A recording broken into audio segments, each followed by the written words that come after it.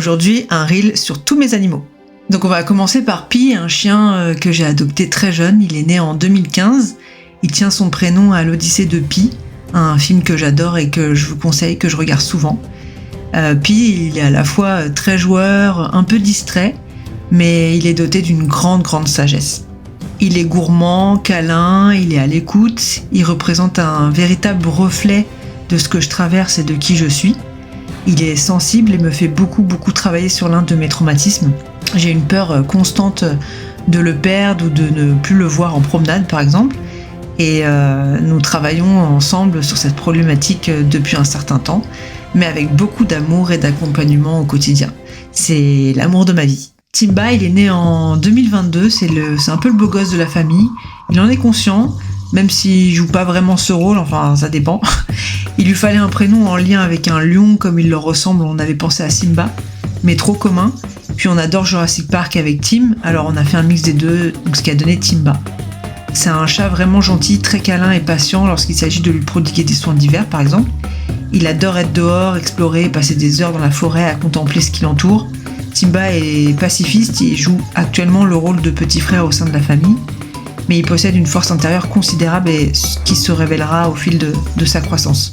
Sa mission est de refléter la gentillesse et de la considérer comme une force et non une faiblesse, et il a encore beaucoup à nous apprendre. Lune est née en 2022, c'est une chatte incroyable dotée d'une grande intelligence. C'est elle qui a choisi son prénom. Elle capte tout, elle comprend tout, que ce soit en communication animale ou lorsqu'on lui parle directement. Elle est comme un mini-humain qui a traversé des épreuves dans sa jeune vie et que j'ai adopté grâce à une association avec l'aide d'une amie. Elle a une forte connexion avec les énergies égyptiennes, elle est empreinte de magie, de spiritualité, de royauté. Elle prend sa place avec tous les autres animaux qui vivent avec elle et elle est très respectée avec tous dans la maison grâce à son énergie vraiment impressionnante. Elle m'a beaucoup appris sur l'importance de prendre sa place, de dire non, de se faire respecter, un travail sur lequel je travaille encore. Elle est également très proche de mon futur bébé, qu'elle attend avec impatience. Je pense qu'elle a une mission spéciale avec lui, bien que je ne connaisse pas encore les détails. Achille est né en 2021 et est arrivé dans ma vie de manière assez impressionnante. Pendant quelques semaines, je voyais des chats noirs partout, que ce soit dans les films, dans la rue, dans les livres et même en rêve. Et quelques mois plus tard, une portée de chatons a été retrouvée là où je travaillais et il y avait un chat noir parmi eux. Donc c'est lui qui m'a choisi et m'a prévenu qu'il allait venir. C'est également lui qui a choisi son prénom et qui me l'a communiqué. Achille, c'est un guerrier, un chasseur hors pair, doté d'une grande force intérieure qui n'a peur de rien. Pour vous dire, je l'ai déjà vu courir après des renards ou chasser des pies. Il adore sortir et passe la majorité de son temps dans la montagne ou dans la forêt. Je l'appelle mon petit sorcier car il m'accompagne souvent dans mes communications et mes soins et il me protège beaucoup aussi pendant ces pratiques-là.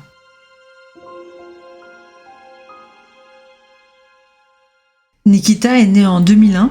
Elle a été adoptée d'un club équestre en 2021. Ce fut un véritable coup de cœur pour moi et je n'ai jamais regretté cette décision. Prendre soin d'un cheval de cet âge avec une maladie importante n'est pas une tâche facile. Et Nikita a passé sa vie à accompagner des jeunes enfants dans les clubs et à partager avec eux cette discipline qu'est l'équitation. C'est une jument avec un cœur immense qui mérite une retraite respectueuse et beaucoup d'amour. C'est tout ce qu'elle a demandé tout au long de sa vie. Elle aime qu'on prenne soin d'elle physiquement et énergétiquement et qu'on lui rende visite avec Pi. Elle a connu la vie en troupeau très tard, mais elle a une affinité avec les jeunes ongres qu'elle prend souvent sous son aile. Nikita est d'une grande sagesse et me montre chaque jour sa reconnaissance et son soutien. Je tiens le nom de mon activité grâce à elle d'ailleurs et je l'aime profondément.